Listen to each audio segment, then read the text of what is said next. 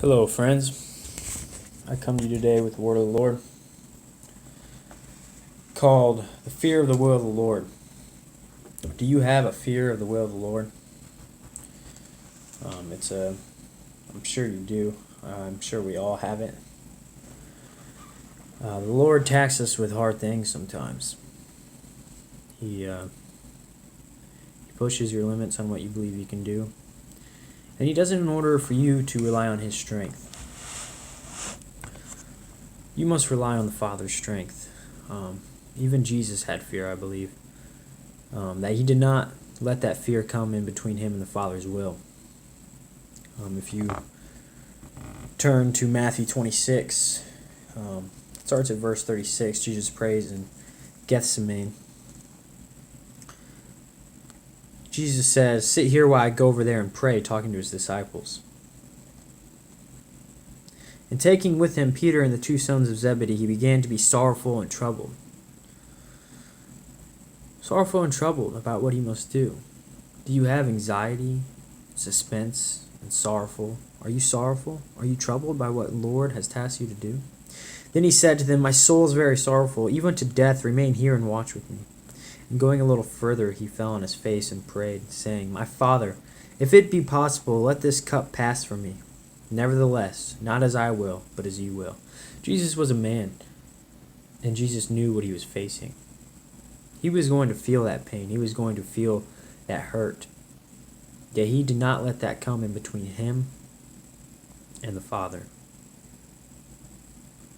And that's what we are called to do. We are called to continue on through all the hurt, through all the pain, through all the shame. We must start standing up for truth.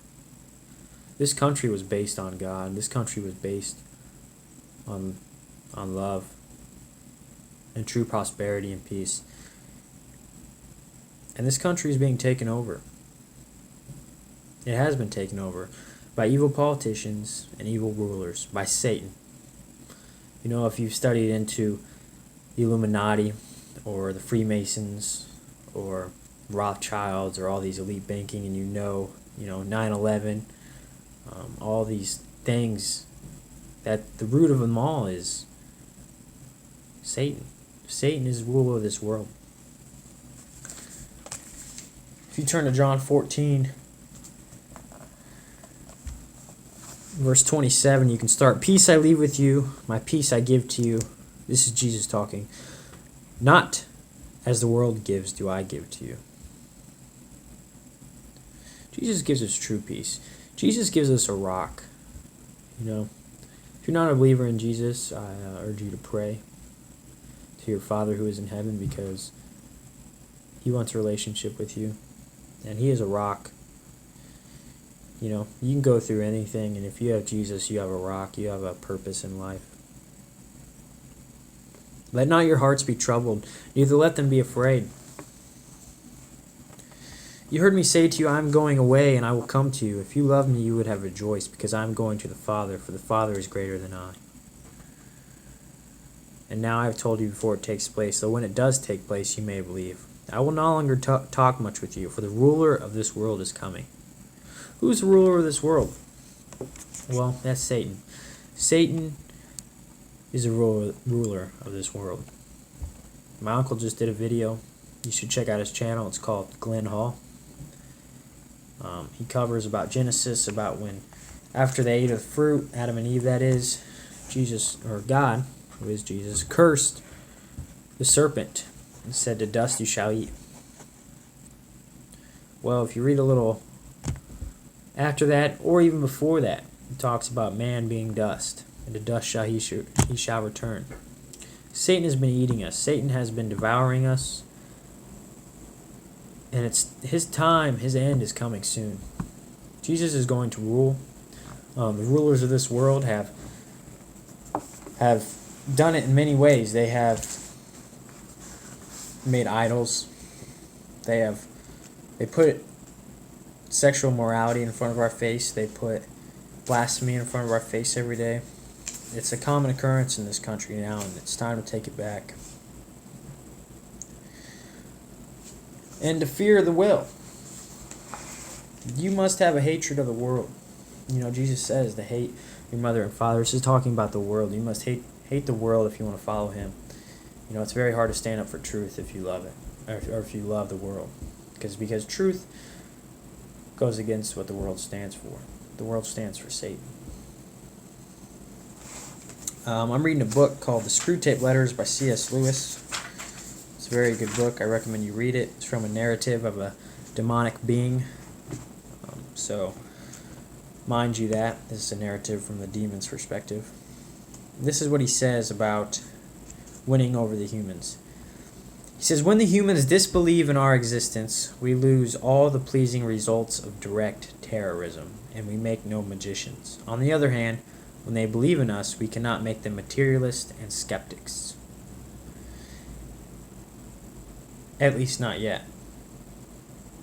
Materialists and skeptics. A skeptic, a conspiracy theorist. If you believe in this type of stuff, they brand you that. They brand you crazy if you believe in the truth nowadays. I have great hopes that we shall learn in due time how to emotionalize and mythologize their science to such an extent that what it is, in effect, a belief in us, though not under that name, will creep in while the human mind remains close to the belief in the enemy. He says in their science, they will make humans believe in demons, but not by their real name. They've done that by the deception of aliens, the deception of these ghosts and haunting. Now, mind you, those are real, but those are evil spirits, aliens. The science in general, evolution, believing we came from monkeys. NASA supports all those above, and also NASA is a big fraud in it, showing you fake pictures of the Earth and claiming that the Earth is round when indeed it is flat. I urge you to research that. I urge you to read the scriptures in the Old Testament especially. God truly revealed to me that the Earth is flat using His Word. That's what truly convinced me. The book of Job has good. Exodus has some. Joshua, Genesis. Many of those books expose the flat Earth and truly shine light on it. He continues, the life force, the worship of sex, and some aspects of psychoanalysis may here prove useful. And that's what they do. They have humans worship sex. They throw it in your face every day. And you must choose to resist those urges. You must choose to do the will of the Lord. Even though it is fearful, take the hard path. It's easy to get caught in these fleeting passions. These pleasures that are substituted for true joy. Jesus is true joy. And I just leave you with that word. Friends, I will read you one more verse. Have I not commanded you? This is Joshua 1:9. Have I not commanded you? Be strong and courageous. Do not be afraid. Do not be discouraged, for the Lord your God will be with you wherever you go. That's in Joshua. That's when Joshua was leading the Jews into the promised land. Moses had died. Moses, my servant, is dead. Moses could not enter the promised land because he was not perfect. He sinned. And that is also a parable for the law passing away. You cannot do it by works of the law. You can only do it by faith. Abraham, the father of our faith, it was counted to him as righteousness. And the whole Joshua taking over, which is another word for Jesus, leading Jews into the promised land, which is the people of the earth into heaven, has recently been occurring over and over to me in my life. My Uncle Glenn did a video about Billy Graham's daughters. She did a eulogy for Billy Graham, and she brings up Billy Graham dying. Moses, my servant, is dead. And Joshua, she brings up Joshua leading, which is a resemblance of Jesus.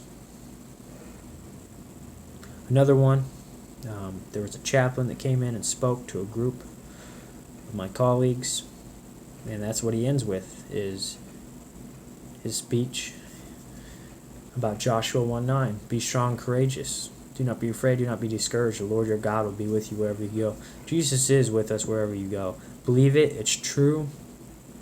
He is here and he loves you. Have a good one.